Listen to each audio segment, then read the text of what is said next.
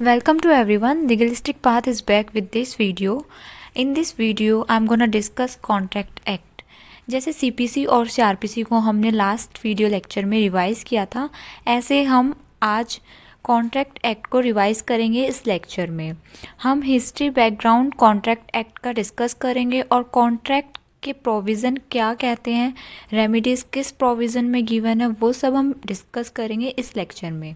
तो चलिए स्टार्ट करते हैं। सबसे पहले इसकी हिस्ट्री देखते हैं। देखिए, एंशियंट टाइम में बार्टर सिस्टम होता था जहाँ पर चीज़ों को एक्सचेंज किया जाता था, लेकिन उस टाइम को स्टैचू एक्ट नहीं होता था उस पर्टिकुलर कॉन्ट्रैक्ट के लिए, बट कुछ प्रिंसिपल कॉन्ट्रैक्ट के लिए अवेलेबल थे, जैसे कि वेदास, धर्मशास्त्र, स्मृति और श्रुतिज, जो कि सोर्सेज है हिंदू लॉ के। इनके अकॉर्डिंग ही कॉन्ट्रैक्ट के कुछ रूल गवर्न थे। मनुस्मृति के अकॉर्डिंग थे कि जो पर्सन कॉन्ट्रैक्ट में एंटर करेगा वो कॉम्पिटेंस होना चाहिए, मींस डिपेंडेंट, माइनर या सन्यासी या फिर अनसाउंड माइंड नहीं होना चाहिए। फिर नारद स्मृति में भी कॉन्ट्रैक्ट की कॉम्पिटेंट कैटेगरीज बताई गई थी कि किंग, वैदिक टीचर और head of house hold he contract के लिए कॉम्पिटेंस पर्सन है। ये तीन लोग ही कॉन्ट्रैक्ट कर सकते हैं। अब अगर हम बात करते हैं मिडिवल पीरियड की, तो मिडिवल पीरियड में कॉन्ट्रैक्ट गवर्न होता था मॉरल और इकोनॉमिक फैक्टर से। फिर आता है मुस्लिम पीरियड। इस पीरियड में मोमडन ही कुछ लॉ लेके आए थे कॉन्ट्रैक्ट के लिए, जिसको बोलते थे मोमडन लॉ ऑफ कॉन्ट्रैक्ट। इस लॉ के अकॉर्डिंग ही वो कॉन्ट्रैक्ट के मैटर के साथ डील करते थे। और मुस्लिम पीरियड में specific contract, commercial contract, mercantile और प्रोप्राइटरी नेचर के कॉन्ट्रैक्ट भी एग्जिस्ट करते थे, और मुस्लिम लॉ के अकॉर्डिंग मैरिज भी एक कॉन्ट्रैक्ट है। अब आता है ब्रिटिश पीरियड। 1872 से पहले कॉन्ट्रैक्ट के लिए कौन से रूल और लॉ को अप्लाई किया जाना चाहिए कोर्ट में, इस चीज़ को लेके बहुत कन्फ्यूज़न थी, क्योंकि कोई कोडिफाइड लॉ नहीं था इंडिया में कॉन्ट्रैक्ट मैटर्स को लेके। तो प्रेसिडेंशियल टाउन्स में जैसे मद्रास, बॉम्बे और कैलकुटा में कॉन्ट्रैक्ट से रिलेटेड लॉ डील करते थे 1726 चार्टर से। फिर 1855 में सेकेंड लॉ कमीशन फॉर्म हुई और सेकेंड रिपोर्ट में रिकमेंड किया गया कि एक यूनिफॉर्म बॉडी होनी चाहिए लॉ ऑफ कॉन्ट्रैक्ट के लिए, जो कि सबके ऊपर एप्लीकेबल होना चाहिए। उसके बाद थर्ड लॉ कमीशन फॉर्म हुई 1861 में लॉ ऑफ कॉन्ट्रैक्ट के लिए। फिर 1866 में सर डब्ल्यू अर्ल और जस्टिस विल ने एक रिपोर्ट प्रेजेंट की कॉन्ट्रैक्ट लॉ पर और ड्राफ्ट प्रेजेंट किया। फिर बिल इंट्रोड्यूस किया गया लेजिस्लेटिव काउंसिल में 1867 में, जिसको रेफ़र किया सिलेक्शन कमेटी को फर्दर रिकमेंडेशन के लिए, लेकिन वो बिल असेंबली में पेंडिंग रहा। उसके बाद सर JF स्टेफन इंडिया आते हैं एज ए लॉ मेंबर, और वो उस पेंडिंग बिल को देखते हैं और रिवीजन करते हैं उस ड्राफ्ट बिल का। फिर फाइनली 25 अप्रैल 1872 को वो उस ड्राफ्ट बिल को एनेक्ट कर देते हैं as act 9 of Indian contract act 1872। लेकिन कॉन्ट्रैक्ट एक्ट इन्फोर्स में 1 सितंबर 1872 में आता है। तो ये कॉन्ट्रैक्ट एक्ट का बैकग्राउंड और हिस्ट्री को हमने ब्रीफ में डिस्कस किया। Now let's start with the provision of contract act और रिवीजन ऑफ कॉन्ट्रैक्ट एक्ट। इससे पहले जानते हैं कि कॉन्ट्रैक्ट होता क्या है। हर एक चीज़ जो हम करते हैं उसमें कॉन्ट्रैक्ट इन्वॉल्व होता है। सपोजिंगली भी एक बस बोर की, पब्लिक ट्रांसपोर्ट बस में एक सीट ऑक्यूपाई की, उसमें भी एक कॉन्ट्रैक्ट हो गया। बस जा रही है और ऑफर कर रही है कि आओ, if you want to avail this particular public transport you may. और जब वो पर्सन बस में बैठ गया तो दैट इज़ एक्सेप्टेंस, मीन्स बैठने से एक्सेप्टेंस दी उस पर्सन ने कि yes I want to avail this offer, that is also a contract. जो हम करते हैं उसमें कहीं ना कहीं कॉन्ट्रैक्ट इन्वॉल्व होता है, लेकिन ज़रूरी नहीं है कि हर एक्ट के साथ या फिर हर कॉन्ट्रैक्ट पर ये एक्ट एप्लीकेबल होगा। इसके बाद यहाँ पर दो डिफरेंस है। फर्स्ट वन रिट्रोस्पेक्टिव और प्रोस्पेक्टिव में, और सेकंड डिफरेंस है वॉइड और वॉइडेबल में। अगर हम बात करते हैं रेट्रोस्पेक्टिव और प्रोस्पेक्टिव में, तो क्वेश्चन ये अराइज होता है कॉन्ट्रैक्ट लॉ रेट्रोस्पेक्टिव है या प्रोस्पेक्टिव। बट उससे पहले हम मीनिंग और डिफरेंस समझते हैं प्रोस्पेक्टिव और रेट्रोस्पेक्टिव में। प्रोस्पेक्टिव मीन्स जो पुरानी चीज़ों को कवर नहीं करता है, आगे आने वाले चीज़ों को कवर करता है। जिस दिन से एक्ट एप्लीकेबल हुआ है उससे आगे की चीज़ों को कवर करेगा। और रेट्रोस्पेक्टिव मीन्स जिसकी एप्लीकेबिलिटी पहले से ही है, मीन्स जो प्रोविज़न बैक डेट से एप्लीकेबल है। तो एज्यूम करते हैं उसकी एप्लीकेबिलिटी रेट्रोस्पेक्टिव है। Example sales of goods act, Indian partnership act, इनके प्रोविज़न की एप्लीकेबिलिटी पहले से है, तो ये एक्ट रेट्रोस्पेक्टिव नेचर के है, but Indian contract act prospective nature का है। नेक्स्ट डिफरेंस आता है वॉइड और वॉइडेबल में। वॉइड मीन्स जो पहले वैलिड था फिर किसी भी रीज़न से वॉइड हो जाता है, मीन्स जो बाय लॉ इन्फोर्सेबल नहीं है, that is void contract. Means जब वैलिड कॉन्ट्रैक्ट की इन्फोर्सेबिलिटी ख़त्म हो जाए। Voidable contract means consent is not free, तब वॉइडेबल कॉन्ट्रैक्ट होता है, मीन्स जो कॉन्ट्रैक्ट वैलिड था ही नहीं। कॉन्ट्रैक्ट एक्ट का main source English common law है। ये एक्ट इंडियन पार्लियामेंट में ही पास हुआ था, भले ही ब्रिटिशर्स ने बनाया था ये एक्ट, बट इसको पास इंडियन पार्लियामेंट में ही किया गया था। ये एक्ट एग्जॉस्टिव नहीं है। एग्जॉस्टिव इसलिए नहीं है क्योंकि सारे कॉन्ट्रैक्ट्स पर इंडियन कॉन्ट्रैक्ट एक्ट एप्लीकेबल नहीं है। अब हमने बेसिक और लिटरल मीनिंग जो होता है कॉन्ट्रैक्ट का वो तो डिस्कस किया था कि हर चीज़ में कॉन्ट्रैक्ट है, लेकिन इंडियन कॉन्ट्रैक्ट एक्ट में कॉन्ट्रैक्ट कैसे बनता है, कौन सा कॉन्ट्रैक्ट वैलिड है, वॉइड है, वो हमें कॉन्ट्रैक्ट एक्ट बताता है। तो देखते हैं क्या कहता है कॉन्ट्रैक्ट एक्ट। कॉन्ट्रैक्ट एक्ट कैसे बनता है और एक वैलिड कॉन्ट्रैक्ट कौन सा है अंडर इंडियन कॉन्ट्रैक्ट एक्ट। सबसे पहले एग्जिट करता है ऑफर, जिसकी डेफिनेशन गिवन है सेक्शन 2 क्लॉज ए में। सेक्शन 2 क्लॉज ए के अकॉर्डिंग ऑफर है कि एक लीगल पर्सन, नेचुरल, जुरिस्टिक और कॉरपोरेशन पर्सन इंटेंशन के साथ कोई प्रपोजल बना रहा है, तो उसकी इंटेंशन ऐसी होनी चाहिए कि वो दूसरे की असेंट ले सके, और प्रपोजल ऑफर में कोई डिफरेंस भी नहीं है। प्रपोजल इंडियन कॉन्ट्रैक्ट एक्ट में है और ऑफर इंग्लिश लॉ में है। सेक्शन 3 कहता है कि मेयर इंटेंशन सफिशेंट नहीं है, एक्सटर्नल मैनिफेस्टेशन होनी चाहिए सेम चीज़ के लिए, एक्ट और ओमिशन के through. Just take an example, एक इंटेंशन तो है हाउस सेल करने की, लेकिन वो चुप है, सो इस जगह पर कोई प्रपोजल कमीशन नहीं हुआ बिकॉज एक्सटर्नल मैनिफेस्टेशन एब्सेंट है। लेकिन अगर ए ने अपनी इंटेंशन बी को दी है इस प्रपोजल को लेके, तो वो एक्सटर्नल मैनिफेस्टेशन है।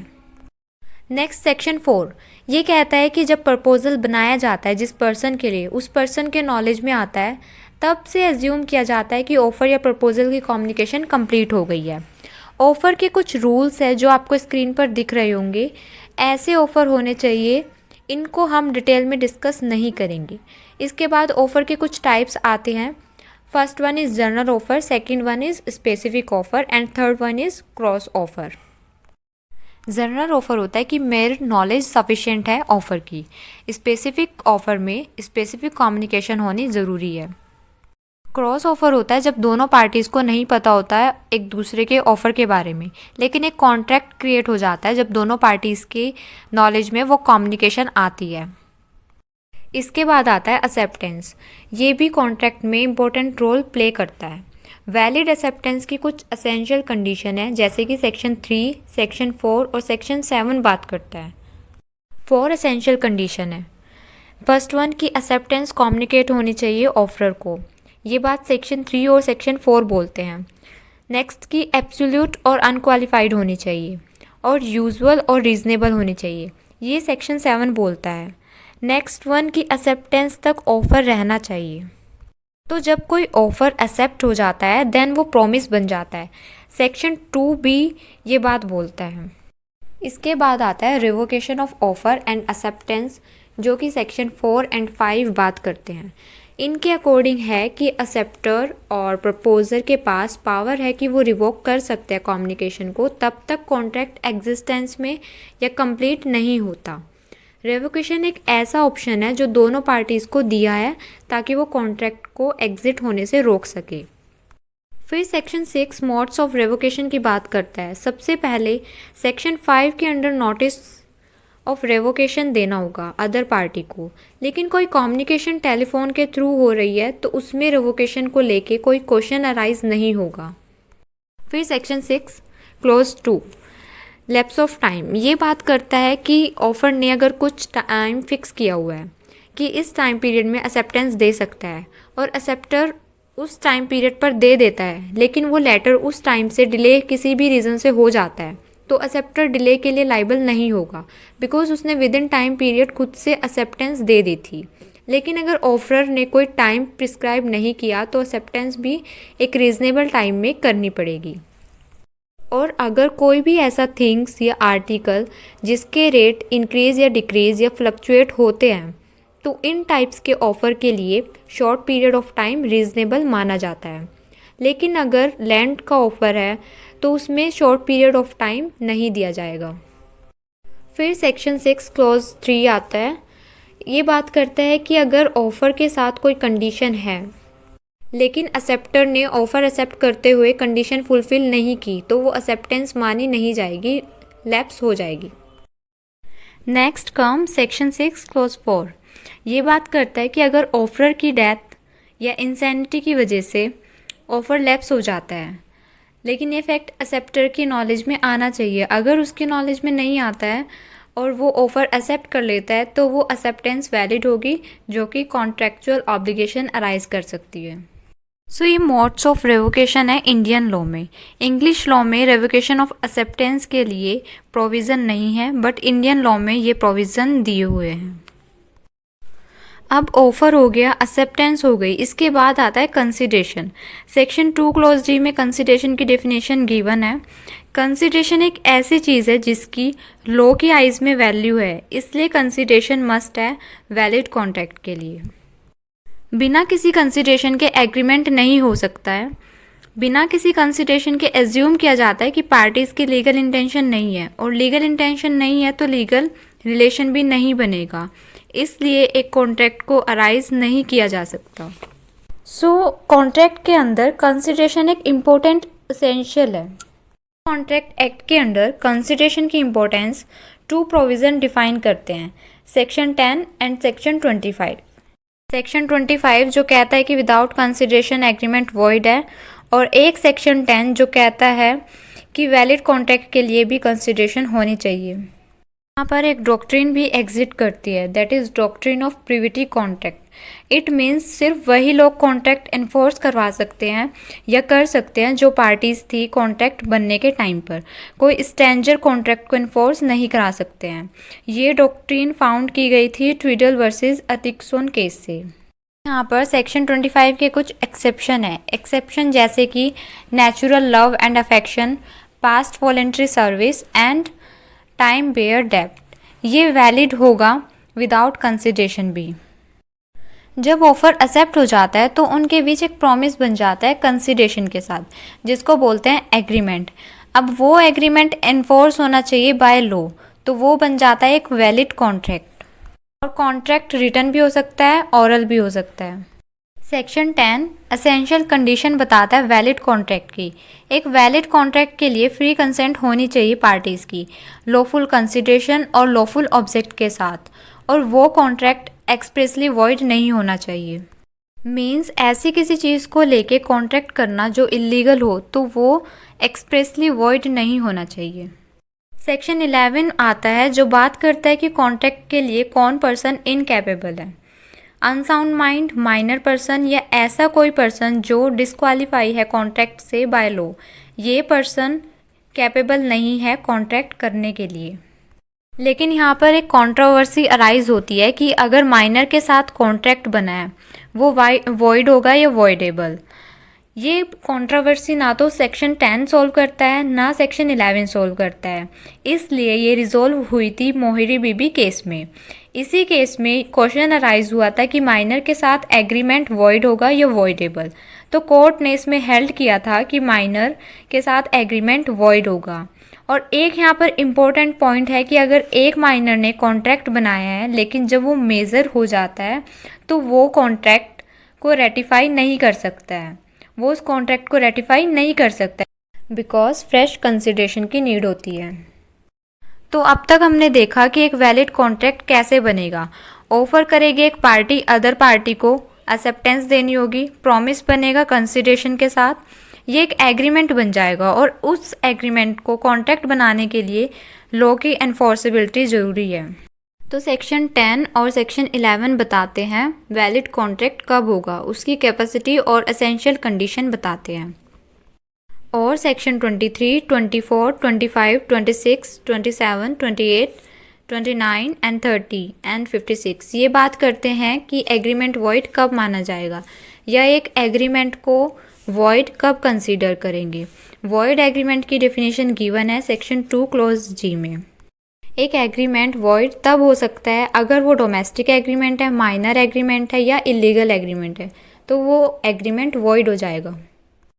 इसके बाद कॉन्टिंजेंट कॉन्ट्रैक्ट आते हैं जो डील करते हैं सेक्शन 31 टू 36। कॉन्टिंजेंट कॉन्ट्रैक्ट होते हैं जब कॉन्ट्रैक्ट डिपेंडेंट या कंडीशनल हो सर्टेन फ्यूचर इवेंट पर, जो हो भी सकता है हैपन और नहीं भी।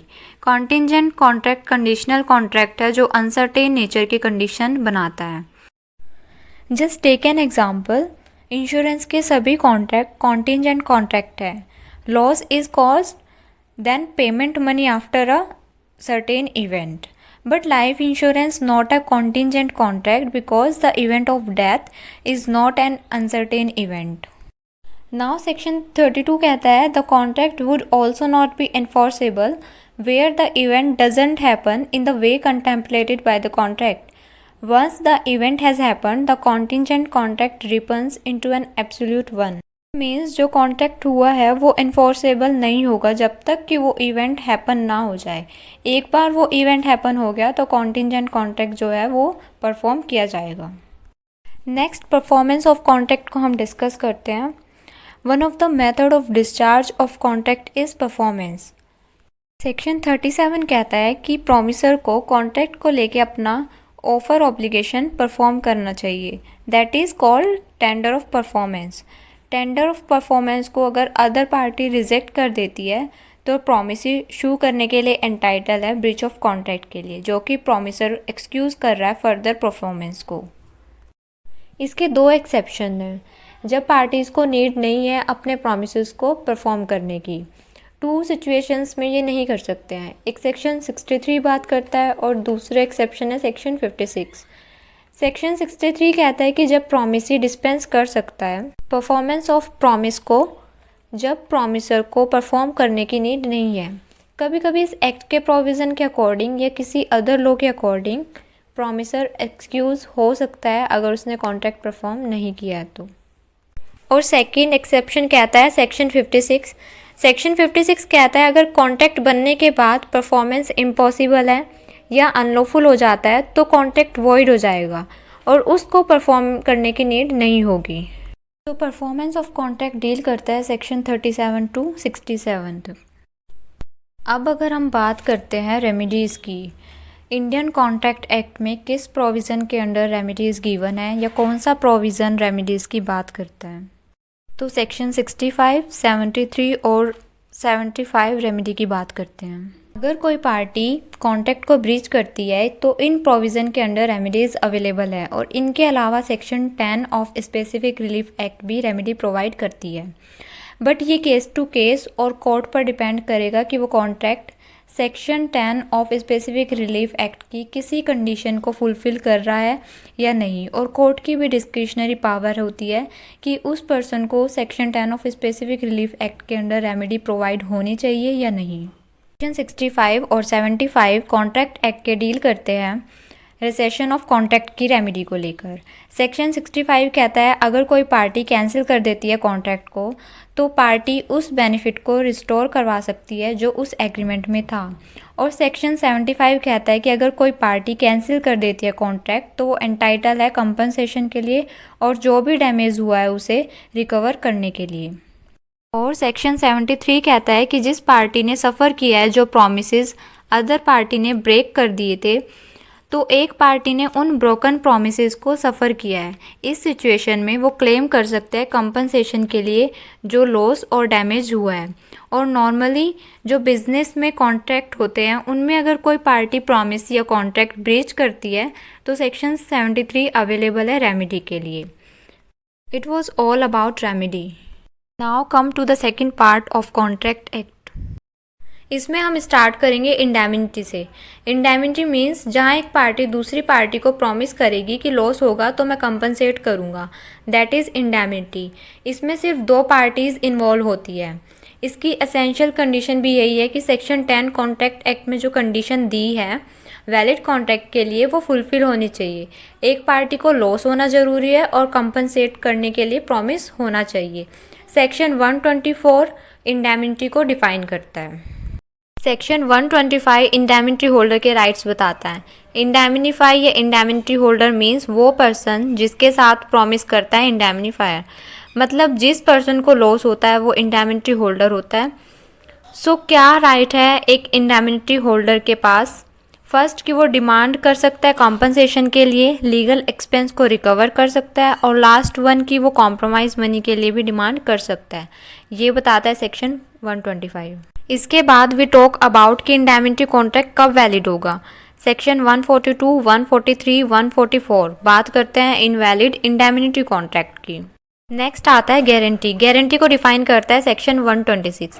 गारंटी मीन्स जिस पार्टी की लाइबिलिटी बनती है, अगर वो अपनी लाइबिलिटी को पूरा नहीं करेगा, उसके डिफ़ॉल्ट के केस में कोई थर्ड पर्सन पे करेगा जिसने उस पर्सन की गारंटी ली होगी। ये बताता है सेक्शन 126। गारंटी के कॉन्ट्रैक्ट में 3 पार्टीज़ इन्वॉल्व होती है और ये एक कंडीशनल कॉन्ट्रैक्ट है। इसमें 3 पार्टीज़ होती है, surety, principal debtor, creditor. Surety means जो गारंटी दे रहा है, क्रेडिटर मीन्स जिसको गारंटी देगा, प्रिंसिपल डेटर मीन्स जिसके लिए गारंटी देगा। नेक्स्ट आता है सेक्शन 128 जो श्योरिटी की लाइबिलिटी बताता है। श्योरिटी लाइबल होगा सब डेप्ट के लिए, इंटरेस्ट, डैमेज और कॉस्ट सबके लिए, लेकिन अगर श्योरिटी चाहता है कि उसकी लाइबिलिटी लिमिटेड हो तो वो फिक्स कर सकता है उसकी लाइबिलिटी लिमिटेशंस को। और श्योरिटी की लाइबिलिटी तब से स्टार्ट होगी जब कोई प्रिंसिपल डेटर डिफ़ॉल्ट करेगा और क्रेडिटर को नीड नहीं है प्रिंसिपल डेटर को शू करने की या नोटिस देने की प्रिंसिपल डेटर को। नेक्स्ट गारंटी 2 पार्ट्स में डिवाइडेड है। फर्स्ट है फिक्स्ड गारंटी और कॉन्टिन्यूइंग गारंटी, सेकंड है मॉनिटरी गारंटी और फाइडेलिटी गारंटी। सो फिक्स्ड गारंटी वो होती है जिसमें एक ट्रांजैक्शन के लिए गारंटी हो। कॉन्टिन्यूइंग गारंटी होती है जिसमें सीरीज ऑफ ट्रांजैक्शन मींस एक से ज़्यादा ट्रांजैक्शन के लिए गारंटी हो। मॉनिटरी गारंटी होती है मनी के लिए गारंटी, और फाइडेलिटी गारंटी होती है मॉनेस्ट्री और कंडक्ट की गारंटी। आता है discharge of surety means surety discharge हो सकता है उसकी लाइबिलिटी से किस किस सिचुएशंस में। 3 पार्ट्स में डिवाइडेड है ये situations. First one is by revocation, second by conduct of creditor, third one is by invalidation of guarantee. First by revocation कैसे श्योरिटी डिस्चार्ज होगा? By notice, by death of surety, by novation. By notice means surety creditor को notice दे देगा future transaction के लिए, ये section 130 बात करता है। और बाय डेथ ऑफ श्योरिटी में होगा कि जो फ्यूचर ट्रांजैक्शन है उसके लिए श्योरिटी लाइबल नहीं होगा, लेकिन पास्ट ट्रांजैक्शन के लिए वो लाइबल होगा, ये सेक्शन 131 कहता है। और by novation means substitution of all contract with the new one. Second आता है बाय कंडक्ट ऑफ क्रेडिटर, इसमें श्योरिटी कैसे डिस्चार्ज हो सकता है। सेक्शन 133 और 134 इसके साथ डील करते हैं। By variance in transaction of guarantee, मतलब बहुत सारे चेंजेस कर देना गारंटी की ट्रांजैक्शंस में विदाउट इन्फॉर्मिंग द श्योरिटी, तो इस केस में भी श्योरिटी डिस्चार्ज हो जाएगा। और second section 134 by release of principal debtor, कोई भी एक्ट और ओमिशन क्रेडिटर का जो प्रिंसिपल डेटर को रिलीज़ करता है लाइबिलिटी से, तो ऑटोमेटिकली श्योरिटी भी डिस्चार्ज हो जाएगा उसकी लाइबिलिटी से, ये कहता है section 134। Last one is by invalidation of guarantee, इसमें अगर कोई मिस रिप्रेजेंटेशन है, कंसीलमेंट ऑफ फैक्ट्स है या नॉन जॉइनिंग ऑफ एनी को श्योरिटी, इन सिचुएशंस में भी श्योरिटी डिस्चार्ज हो जाएगा। अब ये तो हमने देखा कि श्योरिटी कब डिस्चार्ज हो सकता है। श्योरिटी ऑफ डिस्चार्ज के भी 2 एक्सेप्शंस है जो गिवन है सेक्शन 136 और 137 में। और point two remember is that guarantee business transaction में, फाइनेंशियल ट्रांजैक्शन में गुड कंडक्ट और गुड बिहेवियर के अंडर फॉर्म की जाती है। अब नेक्स्ट आते हैं राइट ऑफ श्योरिटी, इसके भी कुछ प्रोविजंस दिए हुए हैं कॉन्ट्रैक्ट एक्ट में। फर्स्टली तो ये 3 कैटेगरीज में डिवाइडेड है। First one is against principal debtor, second against creditor and third one is against co sureties. Principal debtor के अगेंस्ट श्योरिटी के राइट है right of subrogation, right of indemnity. Section 140 और section 145 में ये rights दिए हुए हैं। नेक्स्ट आता हमारा अगेंस्ट क्रेडिटर के क्या राइट्स है श्योरिटी के। 4 राइट्स है to have securities, second to claim set off, third one is to seek dismissal and fourth one is can request creditor. Last one is against co sureties. Co sureties के against क्या right है surety के?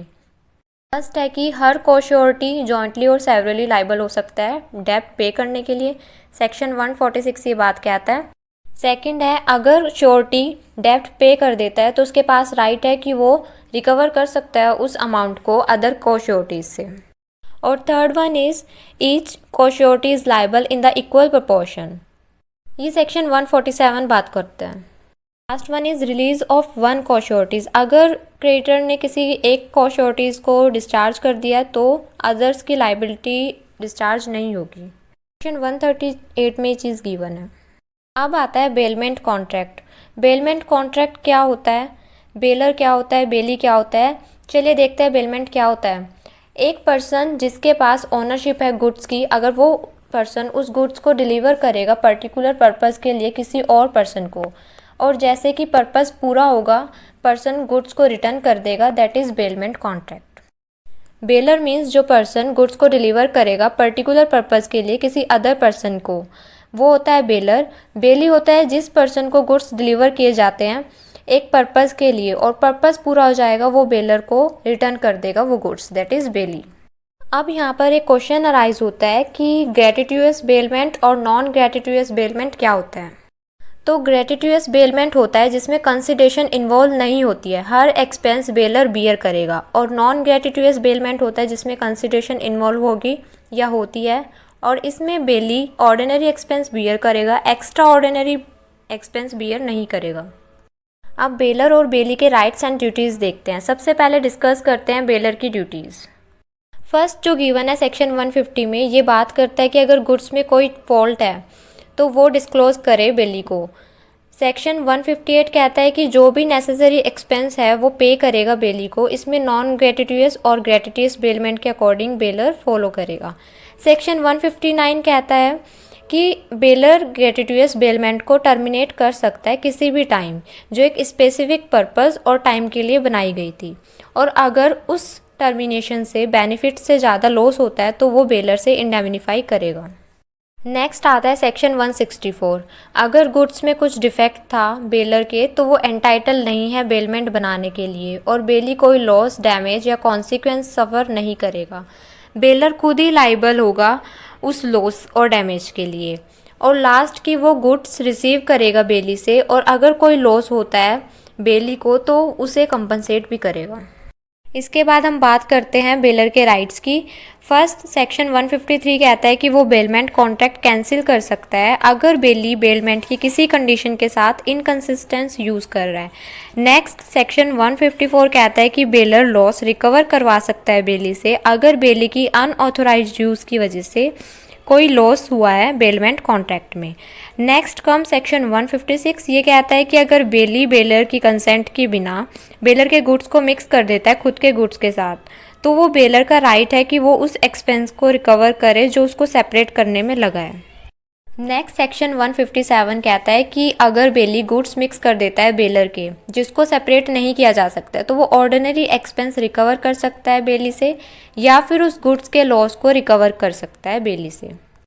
Next come section 159, ये कहता है कि baler के पास राइट है कि वो डिमांड कर सकता है गुड्स को वापस लेने के लिए चाहे उसने कुछ स्पेसिफिक टाइम या पर्पस के लिए ही वो कॉन्ट्रैक्ट बनाया हो। नेक्स्ट कम सेक्शन 180, ये कहता है कि अगर बेली गुड्स की पोजेशन या उस यूज़ करने के लिए किसी थर्ड पर्सन को दे देता है और वो पर्सन रॉन्गफुली यूज़ करता है गुड्स को जिससे गुड्स डैमेज हो जाते हैं, बेली और बेलर दोनों के पास राइट है कि वो थर्ड पर्सन को शू करेंगे उस डैमेज के लिए। और एक यहाँ राइट बेलर का ये भी है कि अगर गुड्स से कोई प्रॉफिट इंक्रीज होता है तो बेलर उस प्रॉफिट को रिकवर करेगा बेली से, और ये बात बोलता है सेक्शन 163। सो बेलर के पास गुड्स को रिकवर करने का राइट है अगर कोई लॉस होता है बेली की नेग्लिजेंस और फॉल्ट की वजह से तो बेलर के पास राइट है वो लॉस को रिकवर करने का। अब हम डील करते हैं बेली की ड्यूटी से। सेक्शन 151 कहता है कि गुड्स की टेक केयर करना बेली की ड्यूटी है। सेक्शन 154 कहता है कि गुड्स को अनऑथोराइज नहीं किया जा सकता। सेक्शन 155 और 156 कहता है कि बेली की ड्यूटी है वो बेलर के गुड्स के साथ मिक्स नहीं करेगा। सेक्शन 160 कहता है रिटर्न करेगा गुड्स बेलर को। सेक्शन 161 कहता है बेली की ड्यूटी है वो गुड्स को रिटर्न करेगा प्रॉपर टाइम पर, और अगर नहीं करता है देन वो रिस्पॉन्सिबल होगा अगर कोई लॉस हुआ बेलर को। सेक्शन 163 कहता है कि अगर बेलर के गुड्स से कोई प्रॉफिट या इंक्रीज होता है गुड्स में तो वो रिटर्न करेगा बेलर को। अब लास्ट बेली के राइट्स आते हैं। सेक्शन 165 ये कहता है कि अगर एक गुड्स के जॉइंट ओनर्स है तो बेली के पास राइट है उन जॉइंट ओनर में से किसी एक पर्सन को वो वापस कर सकता है उन गुड्स को, अगर कोई एग्रीमेंट नहीं है इस चीज़ को लेके। नेक्स्ट राइट है सेक्शन 166, ये कहता है कि अगर बेलर से अलग कोई पर्सन क्लेम करता है गुड्स की बेल को लेके तो बेली के पास राइट है कि वो कोर्ट में अप्लाई करेगा उस गुड्स की डिलीवरी को रोकने के लिए और उस गुड्स के टाइटल को लेके। नेक्स्ट सेक्शन 180 ये कहता है कि अगर कोई थर्ड पर्सन बेली से गुड्स का पोजीशन रॉन्गफुली ले लेता है तो बेली के पास राइट है शू करने का कोर्ट में उस पर्सन के गुड्स को लेके। लास्ट इसमें आता है बेली लीन। बेली के पास राइट है गुड्स रिटेन करने का। इसमें 2 प्रोविज़न है राइट टू शू को लेके। राइट टू शू किसके अगेंस्ट? रॉन्ग डूअर के अगेंस्ट हो सकता है, बेली और बेलर कर सकते हैं। सेक्शन 180 कहता है कि बेली और बेलर के पास राइट है शू करने का रॉन्ग डूअर के अगेंस्ट। और सेक्शन 181 बात करता है रिलीफ और कंपनसेशन को लेके। Next topic come bailment of pledges. Pledge means goods को एज ए सिक्योरिटी बेलमेंट पर रखना डेब्ट की पेमेंट के लिए या फिर प्रॉमिस की परफॉर्मेंस की वजह से। जैसे जो हमने पढ़ा बेलमेंट वो सिंपल था कि एक बेलर बेली को गुड्स दे रहा है कुछ टाइम पीरियड के लिए विदाउट एनी सिक्योरिटी, लेकिन प्लेज में सिक्योरिटी आ जाती है। इसमें 2 पार्टीज होती है, पोनर पोनी। पोनर होता है जिस पर्सन ने सिक्योरिटी दी उस पर्सन को जिस पर्सन से पोनर को लोन या डेप्ट लेनी है। पोनी होता है जिस पर्सन के पास सिक्योरिटी रखी है पोनर ने और रिटर्न में कुछ डेप्ट या लोन दिया है पोनर को। Just take an example, bank एक पोनी है और बैंक जिस पर्सन को लोन दे रहा है वो एक पोनर है। अगर पोनर कोई डिफ़ॉल्ट करता है पोनी के पास वो सब राइट होंगे जो बेली के पास थे गुड्स को लेके। पोनर की राइट्स एंड ड्यूटीज़ देखते हैं क्या है। पोनर के पास राइट है गुड्स को रिकवर करना जब वो ड्यूज़ को डिपॉजिट कर देगा तो लॉस को रिकवर करवाना पोनी से। और अगर पोनी गुड्स मिक्स कर देता है किसी अदर गुड्स के साथ उसको सेपरेट करने में जो एक्सपेंस हुआ है उसको रिकवर करेगा पोनी से। अगर गुड्स से कोई इंक्रीज या प्रॉफिट होता है तो वो भी रिकवर कर सकता है। अगर पोनी कोई अनऑथराइज सेल कर रहा है गुड्स को लेके तो पोनर के पास राइट है कि वो सूट फाइल कर सकता है पोनी के अगेंस्ट। पोनर पोनी से इन्फोर्स करवा सकता है कि प्रॉपर केयर और प्लेज गुड्स को मेंटेन करे। कुछ ड्यूटीज़ है पोनर की, वो रिटर्न कर देगा लोन और अगर कोई एक्स्ट्रा ऑर्डिनरी एक्सपेंस हुआ है उसको पे करेगा। अगर गुड्स में कोई डिफेक्ट है उसको डिस्क्लोज करेगा। ये सब ड्यूटीज़ है पोनर की। नेक्स्ट हम बात करते हैं पोनी के राइट्स एंड ड्यूटीज़ की। ड्यूटीज़ की अगर हम बात करते हैं तो वो है गुड्स को रिटर्न करना, टेक केयर करना पड़ेगा गुड्स को, और लोन रिकवर करना, और पोनी गुड्स यूज़ नहीं करेगा। अब इसके कुछ राइट्स है जैसे कि डेब्ट की पेमेंट रिसीव करना इंटरेस्ट और एक्सपेंस के साथ। सेक्शन 173 ये बात बताता है। नेक्स्ट राइट है right of particular lean, section 174। Next है सेक्शन 175 कोई भी एक्स्ट्रा ऑर्डिनरी एक्सपेंस हुआ है उसको रिसीव करना। और सेक्शन 176 जो बताता है कि पोनी का राइट है अगर पोनर कोई डिफ़ॉल्ट कर देता है। क्या है वो राइट? फर्स्ट है कि वो सूट फाइल कर सकता है डेब्ट और प्रॉमिस के लिए और गुड्स रिटेन कर सकता है as a collateral security. Second है कि पोनी के पास राइट है गुड्स को सेल कर सकता है लेकिन रीजनेबल नोटिस देने के बाद। So it's all about bailment of pledges. Next हम बात करते हैं एजेंसी। सेक्शन 182 टू 238 से डील करता है। अब हम देखते हैं एजेंसी क्या होता है। अगर एक पर्सन दूसरे पर्सन के बिहाफ पर काम करेगा तो मानेंगे उनके बीच में एक रिलेशन है, उसको हम बोलते हैं एजेंसी। सो जो पर्सन दूसरे पर्सन के लिए काम करेगा वो एजेंट होगा, जिसके लिए वो काम करेगा वो प्रिंसिपल होगा। एजेंसी ऑफ कॉन्ट्रैक्ट में सिर्फ 2 पार्टीज इन्वॉल्व होती है। एजेंट के थ्रू किए गए एक्ट के लिए लाइबिलिटी होगी प्रिंसिपल की, लेकिन वो एक्ट एजेंट की अथॉरिटी के अंदर होना चाहिए। अगर एजेंट और प्रिंसिपल का रिलेशन है उसे बोलेंगे एजेंसी रिलेशनशिप। एजेंट के थ्रू किए गए एक्ट की लाइबिलिटी होगी प्रिंसिपल की। कंसिडरेशन नहीं भी होगी तब भी कॉन्ट्रैक्ट ऑफ एजेंसी वैलिड है। एजेंट इनकम्पिटेंट होगा तो भी चलेगा। माइनर अनसाउंड माइंड पर्सन अगर एजेंट है तो वो बन सकता है। सैलेंट फीचर्स ऑफ एजेंसी की बात करते हैं, सेक्शन 183 टू 185 एंड 226। ये प्रोविज़न गिवन है कॉन्ट्रैक्ट एक्ट में सैलेंट फीचर्स के लिए। नेक्स्ट हमारा आता है modes of creation of agency. 2 modes है, first express agreement section 186, second हमारा implied agency section 187। Express agency means by words by return के थ्रू क्रिएट करना एजेंसी को। Implied agency means agency by estoppel, agency by holding out या agency of necessity के through create करना agency को। Agency by estoppel means अगर कोई person agent नहीं है लेकिन वो प्रिंसिपल के सामने खुद को एजेंट रिप्रेजेंट कर रहा है और प्रिंसिपल साइलेंट है, तो इस केस में वो एजेंट माना जाएगा।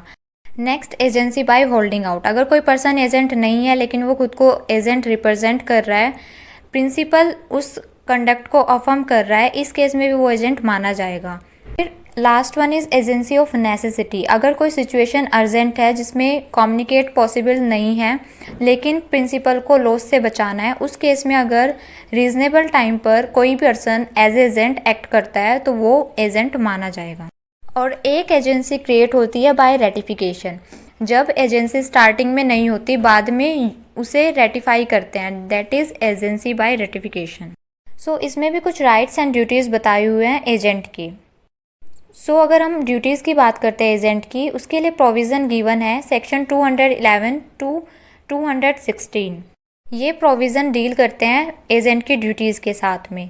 अब कुछ एजेंट्स के राइट हैं जो कि डील करते हैं इन प्रोविज़न्स के साथ। सेक्शन 217, 219, 221 टू 223 एंड 225 ये प्रोविज़न एजेंट्स के राइट के साथ डील करते हैं। नेक्स्ट आता है पर्सनल लायबिलिटी ऑफ एजेंट। कुछ प्रोविज़न्स गिवन है कॉन्ट्रैक्ट एक्ट के अंडर जो पर्सनल लायबिलिटी ऑफ एजेंट के साथ डील करते हैं।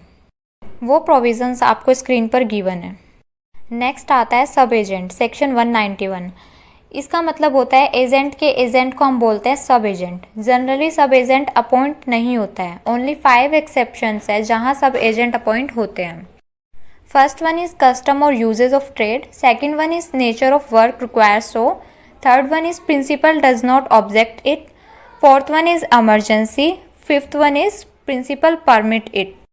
इन केसेस में अगर सब एजेंट अपॉइंट हुआ और कोई एक्ट हुआ तो लाइबल होगा प्रिंसिपल, बट अगर इन 5 केसेस में सब एजेंट नहीं अपॉइंट हुआ देन लाइबल होगा एजेंट खुद। नेक्स्ट हमारा आता है termination of agency. Termination of agency के लिए भी कुछ प्रोविजंस दिए हुए हैं कॉन्ट्रैक्ट एक्ट में। फर्स्ट है revocation by principal, written notice देना पड़ेगा, ये सेक्शन 201 हमें बात बताता है। सेक्शन 201 में ये चीज़ गिवन है। सेकंड है फिक्स टाइम जो है वो ख़त्म हो गया तब टर्मिनेट कर सकते हैं। थर्ड है कि पर्टिकुलर पर्पस कंप्लीट हो गया तब टर्मिनेट कर सकते हैं। प्रिंसिपल या एजेंट की डेथ हो जाती है तब टर्मिनेशन हो सकता है। डिस्ट्रक्शन ऑफ सब्जेक्ट मैटर है तब टर्मिनेट किया जा सकता है। ऑब्जेक्ट अनलॉफुल है तब टर्मिनेशन हो सकता है। इंसॉल्वेंसी ऑफ प्रिंसिपल है तब टर्मिनेशन हो सकती है, या फिर बाय रिन्यूंसिएशन फ्रॉम एजेंट। इन सब सिचुएशंस में एजेंसी का टर्मिनेशन हो सकता है। So it was all about contract revision. Hope so आपको समझ आया होगा।